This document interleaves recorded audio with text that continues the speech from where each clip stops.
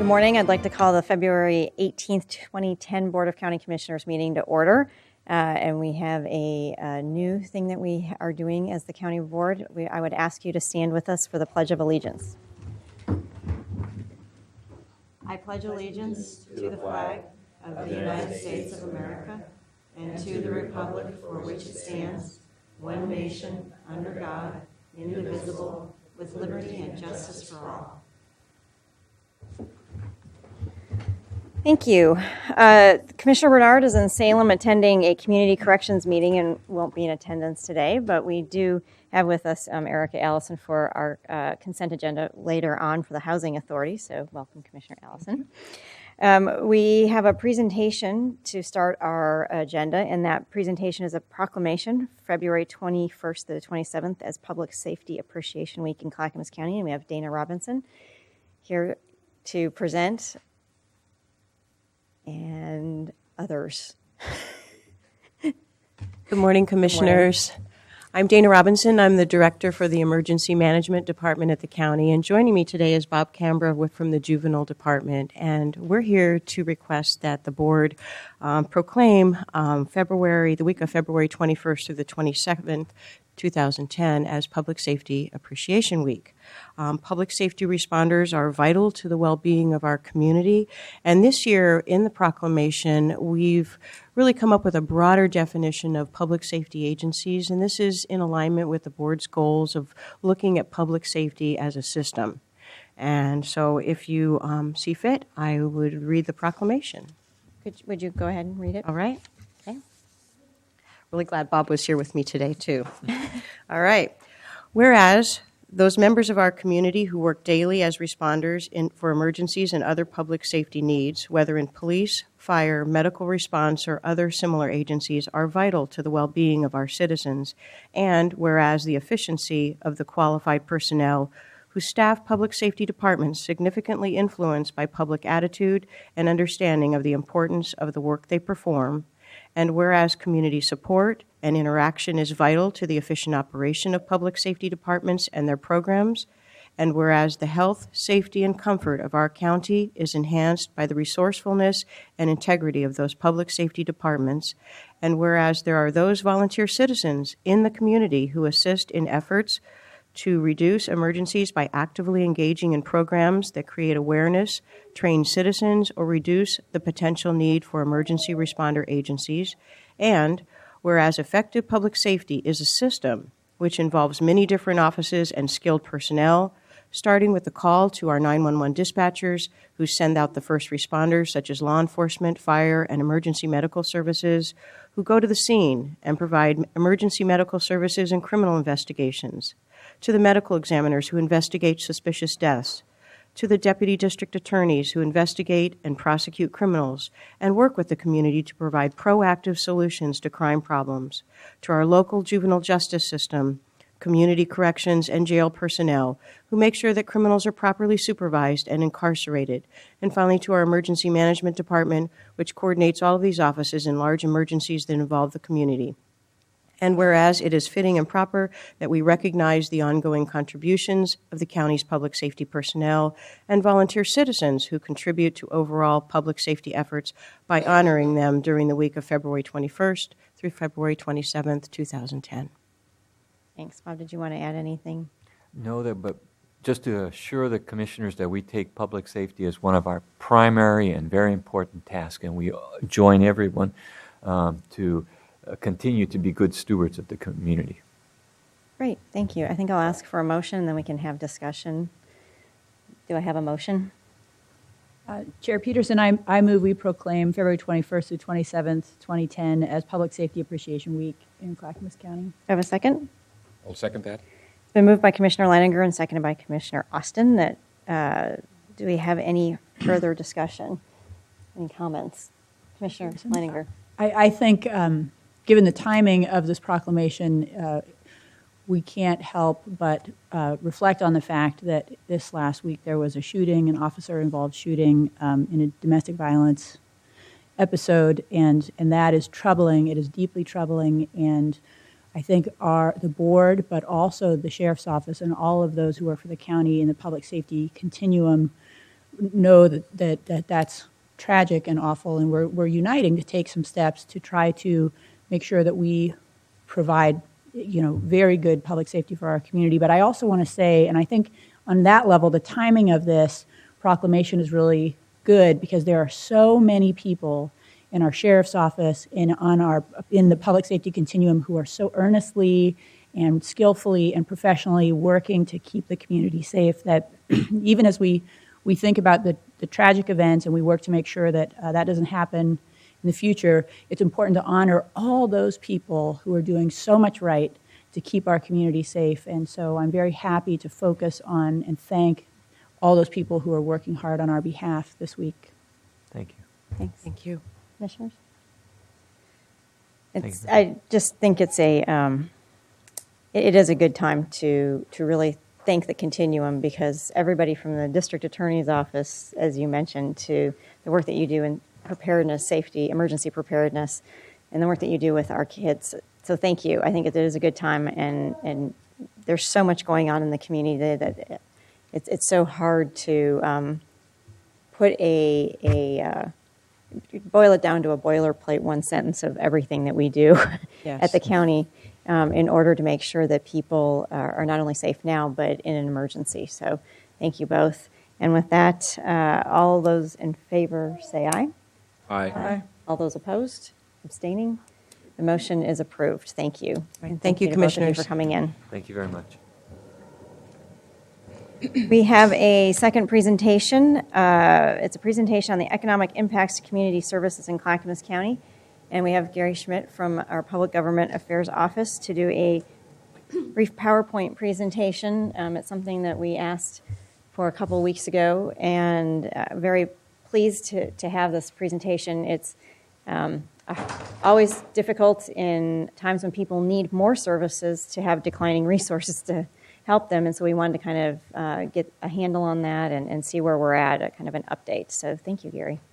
You're welcome, Commissioners. And as you said, Chair Peterson, these are tough, challenging economic times for our citizens, not only in Clackamas County, but the entire state and our nation. And beyond the effect of what the county provides, the nonprofit organizations in our county also are suffering during these times. So just a quick recap of kind of where things are in Clackamas County, as you can see on your screens, that many of our citizens do face an uncertain future. Oregon has one of the highest unemployment rates in the nation, and the county is no exception to that, with, at the last review, 10.2% of our citizens are unemployed. 1 in every 338 county households are facing foreclosure, and almost 3,500 citizens are homeless right now in the county, of which 37% are children. Many of our citizens lack the basic needs and services as well, and in the last few years, there's been a 5.5% increase in behavioral crimes within the county. Over 45,000 people have been served by a county food bank, which is a 35% increase from last year, and over 4,000 people in the county sought help from domestic violence this last year. So these indeed are challenging times, but Clackamas County is stepping forward to be of help where it can be. And some ways the county is serving vulnerable residents is through federal stimulus funds that the county has received to help particularly with energy efficiency programs such as weather stripping in homes, insulation of homes, replacing windows, giving citizens who most need it the support so they can live efficiently and at low cost, as well as funds to improve our housing programs and our health and human services programs. So those federal funds are being put to good use here in Clackamas County. Also, our county redesign of our human services department, in particular mental health and addiction services, to integrate services in order to maintain efficiency and improve the value that's provided to our citizens. And our county health and human services department, health, housing, and human services department has done a fantastic job with just that. And in particular, the Board of Commissioners through the county recently in December distributed $200,000 in county-funded grants to local nonprofit organizations to allow them to better serve the citizens of our county.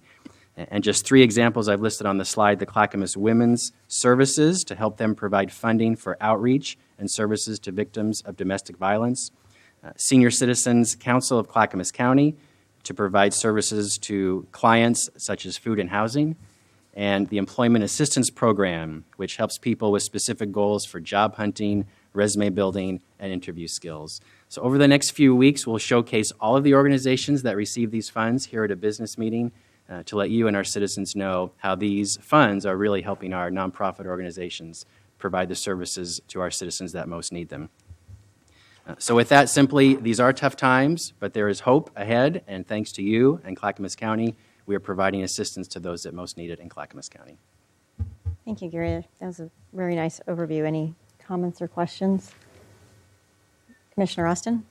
I was going to say, this really is a bad time for a lot of folks. They're struggling, trying to find jobs and trying to provide for their families. So I like seeing this information in terms of making sure we're up to date on things, and we're hoping that the economy will begin to recover maybe by later this year. Some of the indicators are showing that at least the jobless rate isn't increasing further. So we're seeing a little bit of change. Some of the business owners I've talked to are seeing some of their orders coming in, and people are beginning to maybe hire a little bit as well. So we're hoping to see some upbeat in the economy. So thanks for this information.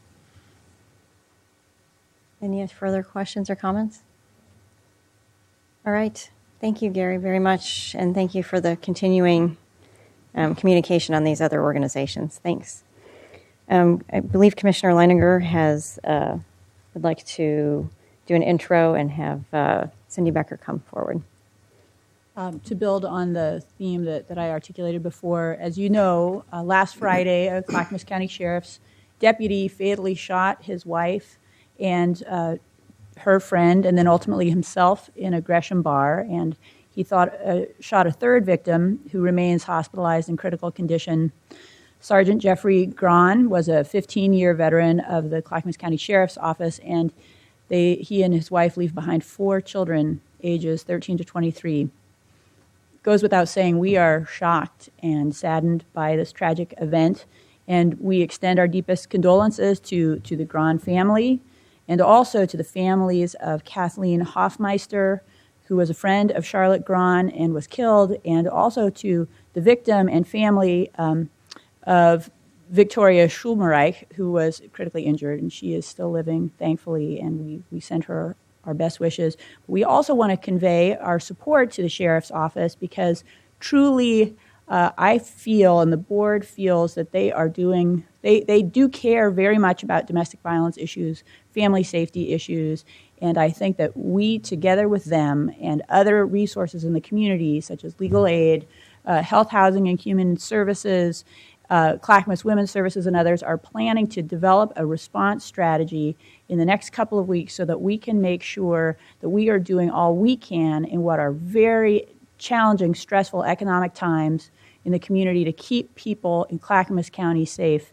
We'll be telling you more about our plans on this front as we refine them in the coming weeks. And in the meantime, we want you to know that there are places for women and children to go if they are victims of domestic violence, they are worried about becoming victims of domestic violence, or if someone is really at their wits' end because of the economic stress and other stresses people feel, and they need help to make sure that people keep themselves and others safe, I believe that on the screen now, we are going to be flashing some communication information, places you can go if you need help or someone you know needs help. Thank you. All right, thank you. Cindy, would you like to help us talk a little bit about this? Thank you. I'm Cindy Becker, and I'm the Director of Health, Housing, and Human Services for Clackamas County. And I appreciate the words by Commissioner Leininger. I just want to give you some statistics about domestic violence. This is from the National Coalition Against Domestic Violence. 1 in every 4 women will experience domestic violence in her lifetime. Think about that. 1 in every 4 women. An estimated 1.3 million women are victims of physical assault by an intimate provider every year. The cost of intimate partner violence exceeds $5.8 billion each year.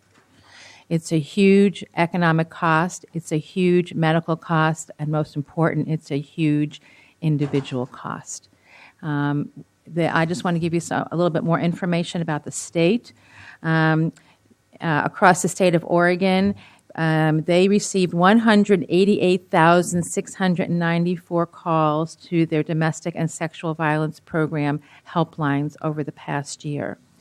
Bringing that to Clackamas County, the Clackamas Women's Services received just that one crisis line, received 2,500 calls last year on their crisis line. They received 1,637 requests for emergency shelter and were able to provide shelter for 92 women and 152 children out of 1,600 requests. They provide support groups, they do incredible outreach, they do great work. But I'm really, really heartened and really excited about the fact that the commissioners want to see a county strategy around domestic violence. A couple other things. I really urge folks to go to our website at www.clackamas.us.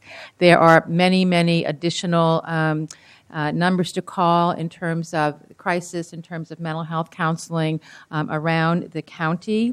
One of the most prominent players, if you will, in Clackamas County is Clackamas Women's Services. They do incredible work.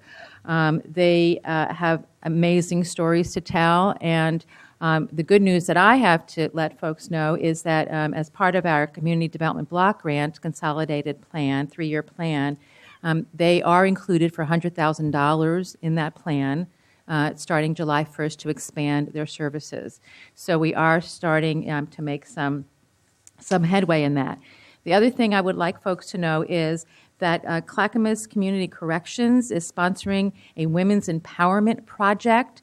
It's open to all women in the county. And the phone number to call is 503-655-8776. It's a 14-week free program open to any women in the county that's going to be dealing with the whole issues of domestic violence and abuse. We are very excited about putting a strategy together and bringing that back to the commission. There are a lot of people that are working in domestic violence issues around the county. We're going to bring them together, do an inventory, come up with some strategies around outreach and education, and doing what we can. The incredible work has been done on the law enforcement side, and one of the main goals of this plan is to really look on the prevention side, early intervention side, outreach side. What can we do for the women and children who are victims of domestic violence? So, any questions? That's wonderful, and I think one of the things that you mentioned when we talked about this in our planning session yesterday is it's obviously not just about women, it's also about children.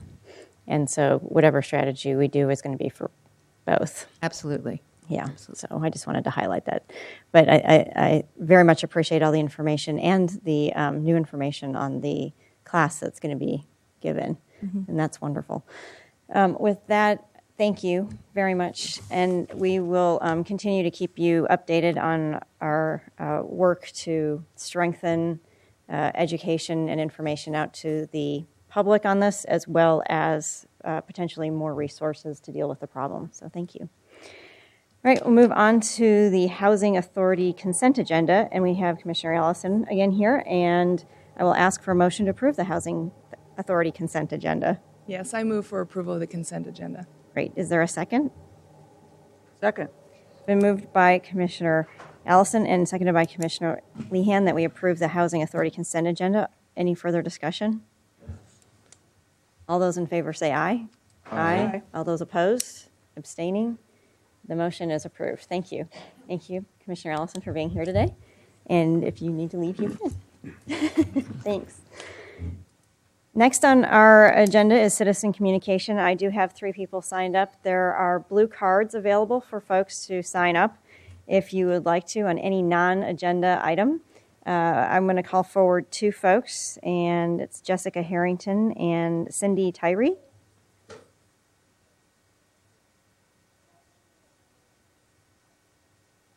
Is Cindy here?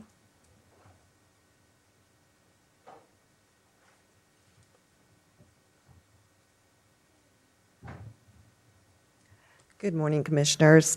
First, I want to sincerely apologize for any disrespect I showed to you last week. Thank you.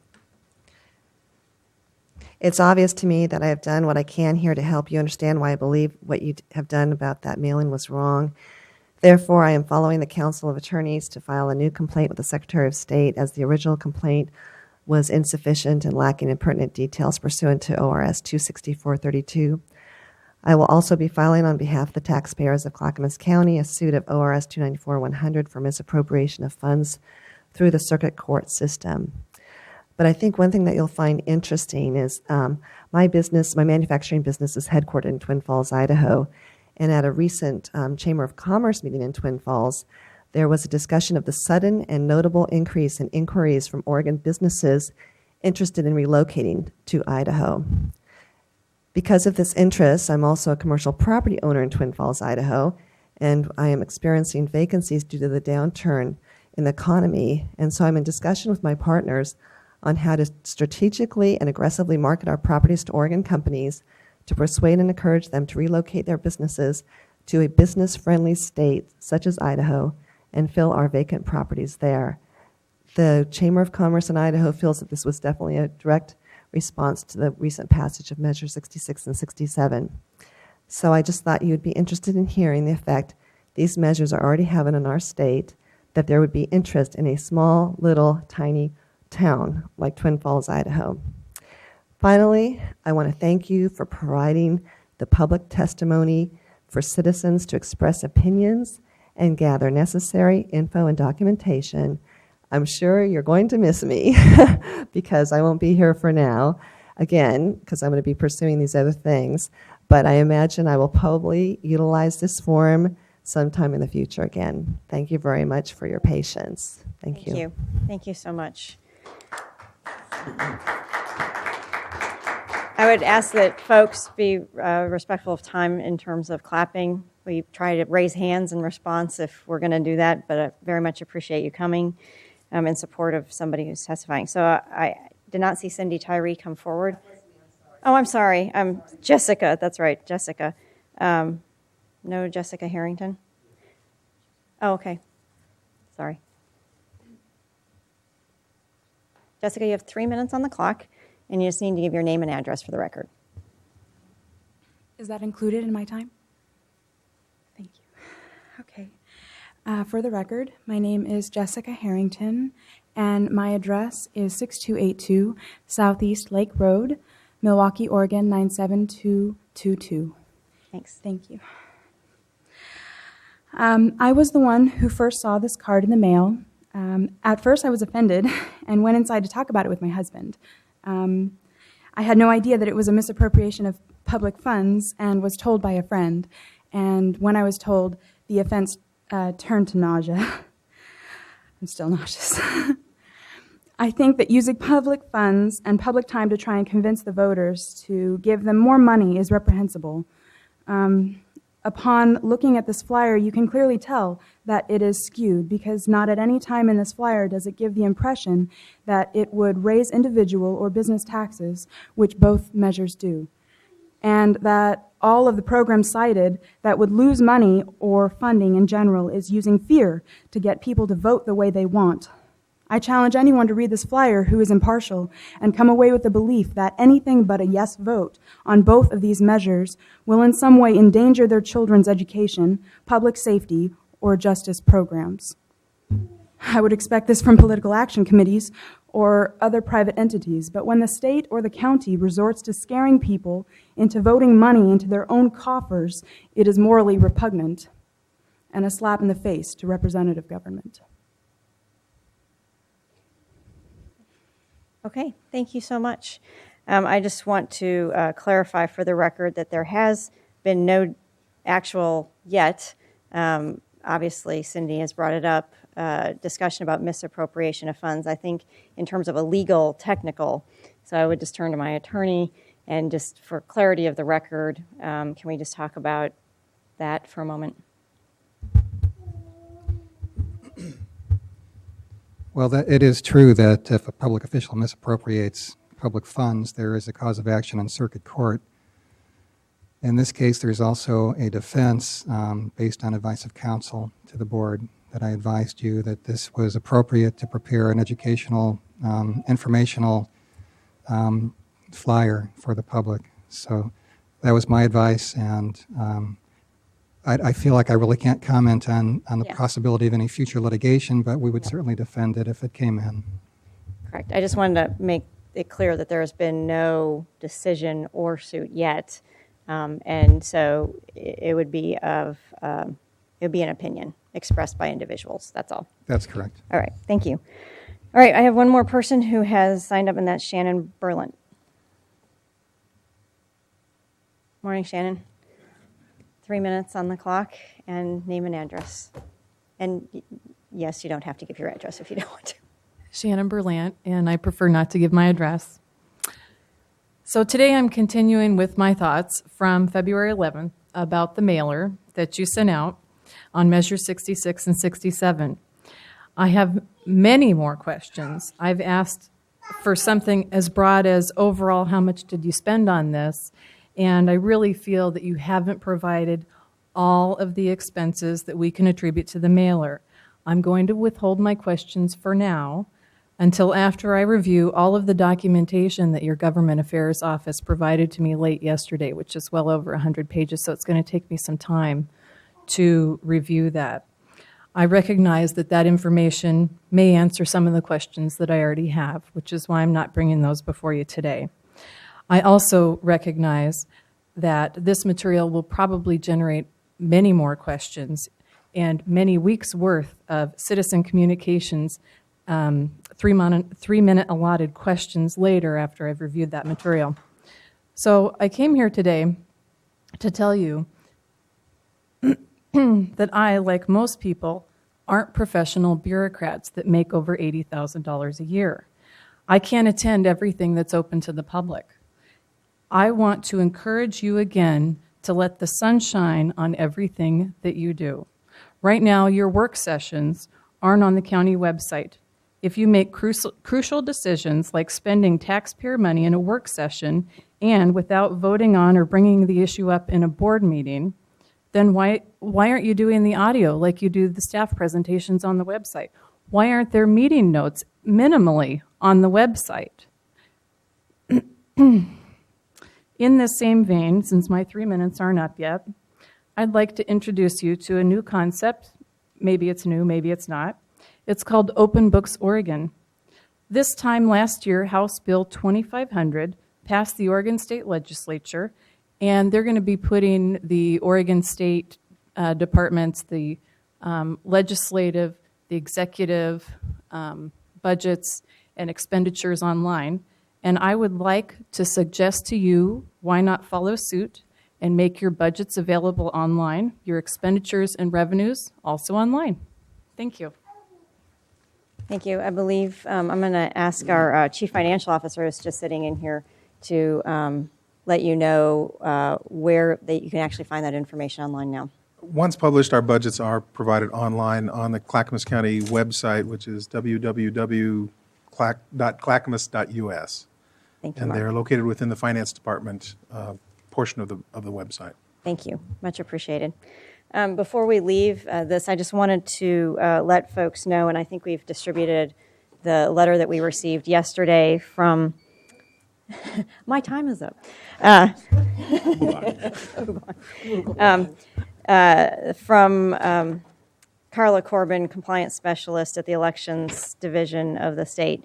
And she sent us this letter, and the basic summary statement is, after review of the information submitted, the Elections Division has found insufficient evidence to indicate Clackamas County violated ORS 260.432 when a document pertaining to ballot measures 66 and 67 were published and distributed.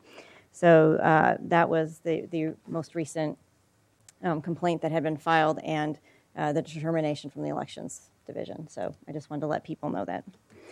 With that, we'll move on. We have no discussion items today, but we will move to consent agenda. Do I have a motion to approve the consent agenda? Chair Peterson, I move we approve the consent agenda. Have a second? Second. It's been moved by Commissioner Austin and seconded by Commissioner Lehan that we approve the consent agenda. Any further discussion on it? With that, all those in favor say aye. Aye. All those opposed? Abstaining? The motion is approved. Thank you. We are on to Commissioner communication then, and Commissioner Austin, would you like to start? Okay, thank you. Well, the first thing I'd like to do is to remind the audience that and all of our viewers that we'll be having what's called a State of the County event. It's a new type of interactive public forum. It'll be held Tuesday, February 23rd at 7 p.m. That's in the evening, okay, here in the boardroom. So you can show up in person. You can watch via our county TV station. You can also send us questions versus or on www.clackamas.us, our webpage. And seating is a little bit limited, but you can tune in to our live broadcast. That's probably a really good way to watch us. But it'll be informal. It'll be roughly about an hour and a half, and we'll be taking questions from the audience, from all of those other sources as well. So you'll also hear an update from our chair on our county goals and a brief update. With a buzzer at the end. Buzzer at the end, 3 minutes, maybe a little longer. But and also you'll hear about our new set of goals that we've just about finalized. We had a planning session earlier this week too. So. But it's a good opportunity. We're trying something new and trying to be as interactive as possible. So tune in next Tuesday, 7 p.m. Wanted to also mention that I heard that the city of Sandy was successful in a broadband application for some federal dollars. They were able to come in with, I can't remember the exact figure, it's close to $750,000 to help expand their broadband network into the rural areas surrounding their city.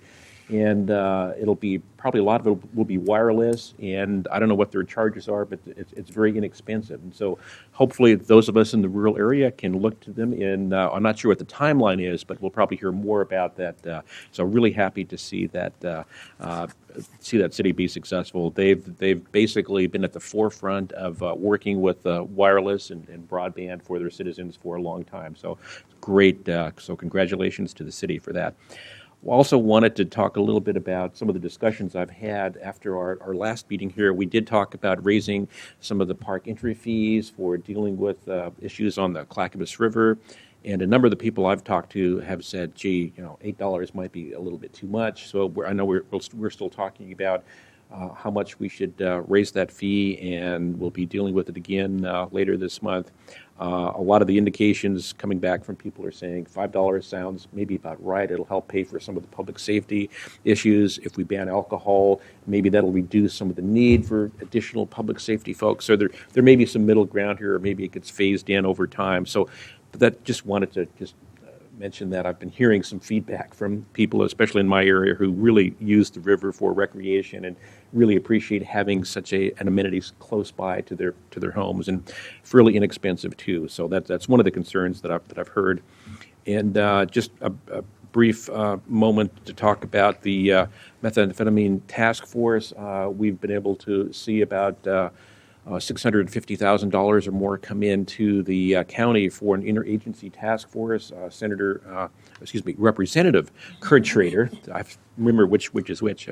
Representative Kurt Schrader was here yesterday, toured the county jail, and spoke about that particular program. And one of the aspects of that program that we hardly ever hear about is the fact that it not only funds some of the the drug types of drug busts and those kinds of interactivities that happen amongst the law enforcement entities, but it also helps fund some of the health and human services work with families with children at risk too. So it's a tie-in of all of our health and human services folks along with public safety. So it's more of the full spectrum funding for some of these issues and gets to hopefully the root of some of the drug issues, so some of the prevention pieces.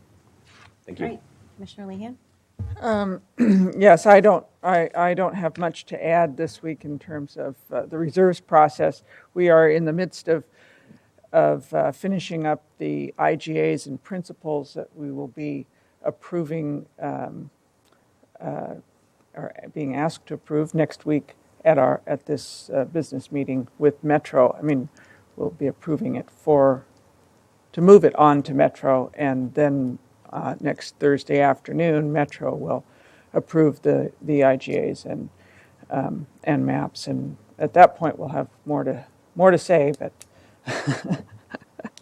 Okay. but that's the process we're in right now is building up to next Thursday's approval of the IGAs and intergovernmental agreements and principles behind the urban and rural reserves as we go forward. Good work. Commissioner Leininger? I have been working a lot on an issue that I think that you're about to talk about. So, Any other issues? well, I was very pleased this week to go to a Happy Valley City Council meeting work session, and in that session, we were able to present to the council members an idea that Dan Zinzer, our Director of Business and Community Services, has been working on to meet the library needs of that community and the unincorporated area around it. They currently are working with an 8,000 square foot library, which by many, many accounts is not meeting the needs of that community. And they had a goal to build a much larger one. And because they understand that we're in tough economic times, they've realized that's not going to work. How do we meet the needs of the community and meet literacy needs in a way that we can all afford? And thankfully, one of the people on our staff came up with the idea that if we repurpose an existing county-owned building that is right next to the city of Happy Valley, we can, for within the budget that we already have, create a roughly 20,000 square foot library operated through the library district, which the residents of Happy Valley approved and are going to be contributing to, and give them much better quality library service in a budget that is much cheaper than the other alternative that was on the table. So I see that as teamwork and sharing of resources to meet a community need in a really low-cost way or much more affordable way, because we are all recognizing that in tight economic times, we got to figure out how to be much more productive with the money that we do have. Great. Good news. So the first thing I just wanted to mention is last week I mentioned that TriMet is also in tough economic times with a total of a $50 million hole in their budget. In the recent quarter, they had a $27 million hole. They have made cuts already to service, which has affected county residents, including myself getting to work. And there are more cuts on the way. And up on the screen, you will see that TriMet is holding informational open houses about proposed service cuts that would take effect this September. And the first one that they are holding is in Oregon City, February 24th at 4:30 p.m. at the Pioneer Community Center, rooms 1 and 2. And that's at 615 5th Street in Oregon City. If you don't make that one, but you still want to attend an open house, the next one, or actually the first one is February 23rd in Portland, and that would be bus line 33 from this side of the river, or 35 from the other side of the river if you want to get into Portland, to attend the one downtown at the Portland building, and then in March 3rd and March 4th in Beaverton or Gresham, which are much harder to get to. Lines 33 or 35, transferring to the light rail if you need help. So I would hope that folks who would check out their website, make sure that if they are affected, they attend the open houses. And we are closely following and working with our community partners to make sure that there are no cuts to services for those folks that really need it. And the second thing I really wanted to talk about today is I have had the pleasure of spending several weekends with our commissioners. I have spent the weekend with Commissioner Lehan working on urban and rural reserves. She has spent most of her weekends over the last couple months working on urban and rural reserves, whether it was talking to folks out in the field or property owners out in the field, or whether it was doing some research, or whether it was actual negotiation. But this last weekend, I had the pleasure of working with Commissioner Leininger on an issue that we can basically, I think, both the City of Milwaukee and Clackamas County call a success as of 3:15 yesterday. There was, obviously, there's been a continuing discussion between the City of Milwaukee and Clackamas County Service District Number 1 to how to provide sewer to the City of Milwaukee and how much that service would cost. And we had a breakthrough yesterday in terms of how to move forward into the negotiating process. And sometimes that hurdle, just how to move forward into a negotiating process, is a negotiation itself. So we are working very hard at that, and Commissioner Leininger did a yeoman's job with Councilor Greg Chamoff from Milwaukee this weekend, working out a settlement agreement of how to move forward. And we really solidified that yesterday. And in order to solidify that, I have a list of thank yous of folks down at the legislature that really helped us do that. Representative Hunt and Representative Tomei really highlighted the issue and helped us work through a conclusion. But I want to also thank the following senators yesterday for working with us to make sure that both sides sat down. Senator Schrader, Senator Haas, Senator Devlin, Senator Courtney, Senator Metzger, Senator Bonamici, Senator Monroe, and all sat down and made sure that both sides were well represented and both sides sat down to stand down. So I think that's a very long list. Also, I would like to thank our community participants who came all the way down to Salem to support the City of Milwaukee and Clackamas County Service District 1 coming to a resolution. Councilor Lori Dreamer from Happy Valley, who came down, and a citizen, Jim Knapp, who has been very involved in these issues for a very long time. I'm not sure, and Mayor Alice Norris was also involved in these discussions, because any legislation that would have resulted would have affected Tri-City Sewer District as well as potentially a service district in Medford. Also, the following citizens, William Wild and Dick Shook, really stepped up and communicated their thoughts and desires on this. And I think what is evident is that this community very much values the independence and decision-making over sewer provision, but yet we really want to work together to settle this, because it is not in the best interest of anybody to have these issues hanging out there and potentially costing us in the long term. So settling it now means money saved and better relations for the future. So I just want to thank you all for your support on this as well. Great job. Thanks. But it was a team effort, and I really very much appreciate. I've said it before, and I'll say it again. When I served on city council, I had a fellow city councilor who was a background in law, and having one serve with us on the commission now is a complete and utter asset in terms of negotiating and background knowledge, not in terms of providing legal counsel, but in the ability to help move these things through. And so I very much appreciate it, Ann. Thank you.